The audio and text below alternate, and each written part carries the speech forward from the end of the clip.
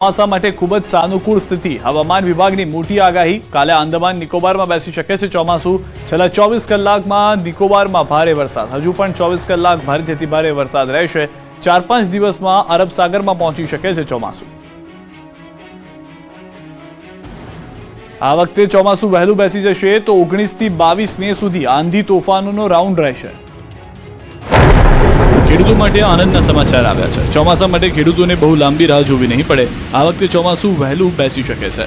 હવામાન નિષ્ણાંત અંબાલાલ પટેલે આગાહી કરી છે કે આ વખતે ચોમાસું વહેલું બેસી શકે છે. 28 મે થી 4 જૂન વચ્ચે કેરળ કાંઠે ચોમાસું બેસી શકે. અંદમાન અને નિકોબાર ટાપુ પર અસર દેખાશે. આવતીકાલથી ટાપુ પાસે પ્રી મોન્સૂન એક્ટિવિટી થશે. 24 મે થી અરબ સાગરમાં હલચલ જોવા મળશે. 28 મે થી 4 જૂન વચ્ચે વરસાદ થાય તો સારો ગણાય. 19 થી 22 મે સુધી આંધી તોફાનનો રાઉન્ડ રહેશે. કૃતિકા નક્ષત્રમાં આંધી વંટોળ સાથે વરસાદ થશે. બીજી તરફ જો ભૂલ ન કરતા ગરમી હજુ ગઈ નથી. 17 મી થી ફરી એક વખત ગુજરાતમાં ગરમીનો રાઉન્ડ આવશે. માવઠા બાદ હવે બફારો પરસેવો છોડાવી દેશે. કેટલાક ભાગોમાં પારો 40 ડિગ્રીએ પહોંચી શકે છે. ભેજ અને ઉકળાટનો અનુભવ થશે. 15 મી બાદ ઉકળાટ ગરમીનો ડોસ વધશે. પીછો નહીં છોડે માવઠું. હજુ 3 દિવસ માવઠું નહીં છોડે પીછો. ગાજવીજ સાથે કમોસમી કહેર વરસશે.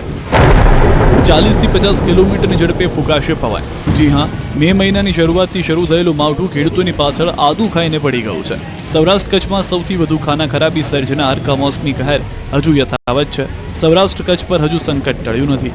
3 દિવસ સુધી માવઠું મહાઆફત બનીને વરસતું રહેશે. હવામાન વિભાગે આગાહી કરી છે કે 3 દિવસ સુધી ભારેથી અતિભારે વરસાદ પડશે. સૌરાષ્ટ્રના 5 જિલ્લામાં ભારે વરસાદની આગાહી કરી છે. જૂનાગઢ, રાજકોટ, અમરેલી, ગીર સોમનાથ, પોરબંદર અને દીવમાં ભારે વરસાદ પડી શકે. તેજ પવન, ગાજવીજ સાથે ભારે વરસાદ થઈ શકે છે. 40 થી 50 કિલોમીટરની ઝડપે પવન ફૂંકાઈ શકે છે. તો રાજ્યના અન્ય ભાગોમાં પણ હળવાથી મધ્યમ વરસાદ થઈ શકે છે. વરસાદની સાથે બફારો પરસેવો છોડાવી દેશે. 5 દિવસમાં તાપમાન 3 થી 5 ડિગ્રી સુધી વધી શકે છે. અમદાવાદમાં 38 ડિગ્રી તાપમાન રહેવાની શક્યતા છે. और डे 2 की बात करेंगे तो डे 2 के लिए गुजरात रीजन और सौराष्ट्र कच्छ में आइसोलेटेड प्लेसेस पे लाइट टू मॉडरेट रेन साथ में थंडरस्टॉर्म की वार्निंग है. और डे 3 के लिए गुजरात रीजन और सौराष्ट्र और कच्छ रीजन के लिए लाइट टू मॉडरेट रेन का पूर्वानुमान है. और टेम्परेचर की बात करेंगे तो आने वाले 5 दिनों के लिए टेम्परेचर में 3 से 5 डिग्री की बढ़ोतरी का पूर्वानुमान है. સૌરાષ્ટ્રની નદીઓમાં ઘોડાપૂર તો ખેડૂતોની આંખોમાં દર્દના આંસુ.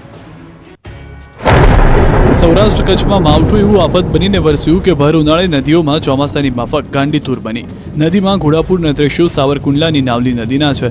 સાવરકુંડલાના ધજડીપરા વિસ્તારમાં માવઠાએ એવી સટાસટી બોલાવી કે નાવલી નદી પરનો ચેકડેમ ઓવરફ્લો થયો.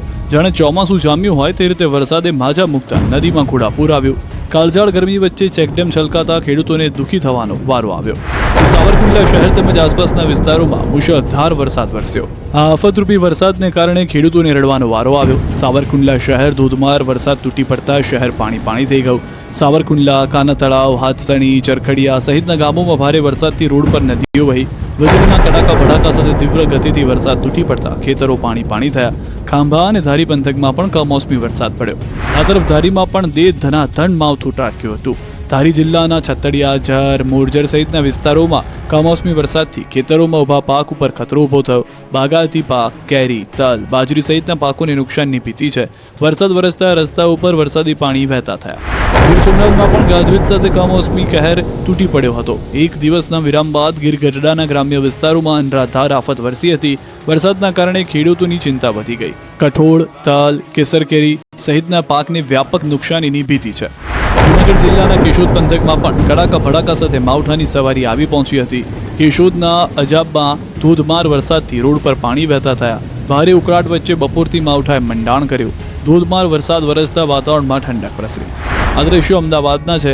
અહીં વરસાદ વગર પાણી ભરાયા. શહેરના વંદે માતરમ રેલવે ક્રોસિંગ પાસે વગર વરસાદે પાણી ભરાયા. પાણીમાં રોડ ડૂબી જતા લોકોને પાણી વચ્ચેથી પસાર થવું પડ્યું. ગંદકી, કચરો અને પાણી ભરાઈ જવાની સમસ્યાથી લોકો પરેશાન થયા. વારંવાર ફરિયાદો છતાં નિરાકરણ ન આવતા લોકોમાં રોષ ફેલાયો છે. અમરેલી જિલ્લામાં સતત વરસાદી માહોલ. ધારી તાલુકાના ગ્રામ્ય વિસ્તારો વરસાદમાં જોવા મળ્યા છે. ખીચા, દેવળા, છતડિયા સહિતના ગામમાં કમોસમી વરસાદનો કહેર છે. ઉનાળાની મોસમમાં ધારી તાલુકાના નદીના વહેણ વહેતા થયા હતા. લીંબડિયા અને હેમરાજ્યો નદીમાં ધસમસતા પાણી ખેતરો તથા આજુબાજુના પડતર વિસ્તારોમાં ભરાઈ ગયા હતા.